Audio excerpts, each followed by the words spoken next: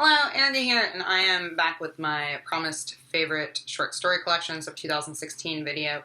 I didn't want to throw these in with the rest of my favorite books for 2016 because I thought that video would be way too long. Plus, then people who read a lot of short stories can watch this one in particular. So, I have just 4 books here. I didn't read as many short story collections this year as I have in previous years. My reading was kind of weird this year, and if you want to hear about that, I will link a video down below in which I talk about how my reading has changed this year. So I just picked 4, and I'm going to tell you about them. The first one I want to talk about is Pretty Monsters by Kelly Link. Kelly Link is an author whose work I've previously read and really enjoyed, and this collection did not disappoint. So I've previously read Magic for Beginners, which I loved. You should know that there are a couple, maybe 2 or 3 stories in this collection that were also in Magical Beginners.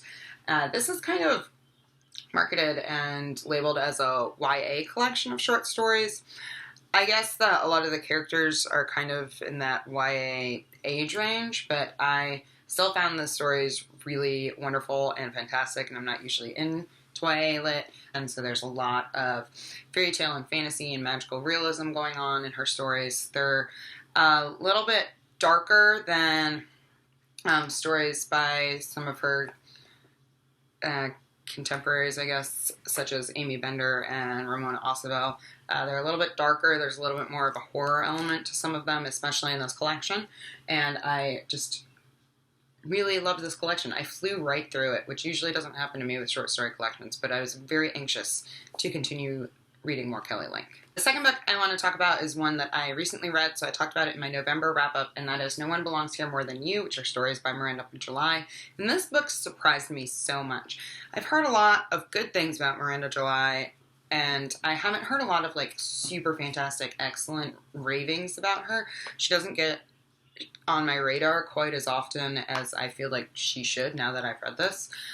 This is a collection of realistic short stories, and a lot of it has to do with relationships and sex and sexuality and maybe the more taboo elements of sexual relationships and our sexual desires. Bits of it were very funny and bits of it were mildly disturbing. It's a really awesome collection. I like that there were coherent themes that tied the stories together, but that each story also felt very unique to me. So that's something I definitely look for in a short story collection. If you enjoy Lori Moore's work, I think you would really like this, and vice versa.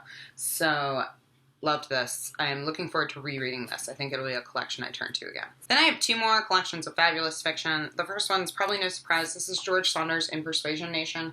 I read 2 George Saunders collections this year. I read Civil War Land in Bad Decline and this, and I love them both, but this was my favorite of the 2.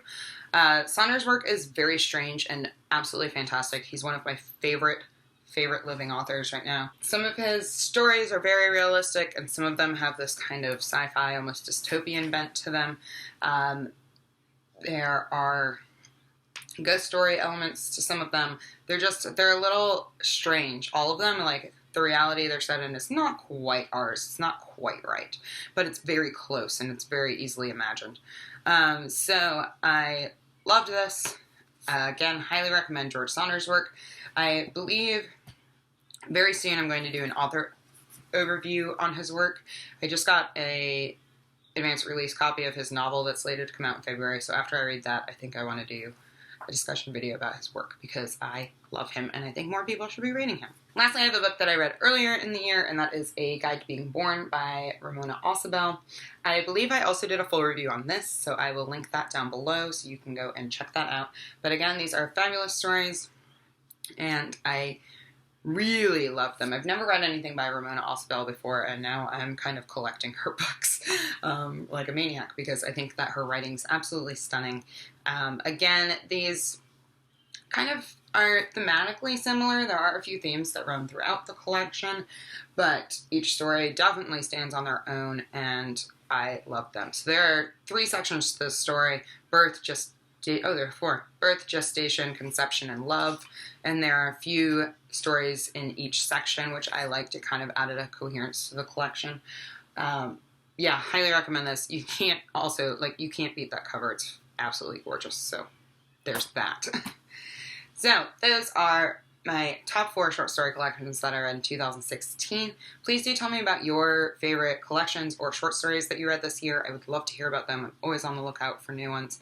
And if you have any questions about any of these books, I'm always happy to discuss them in the comments. Thank you all so much for watching. I will be back with more Vlogmas soon. Bye!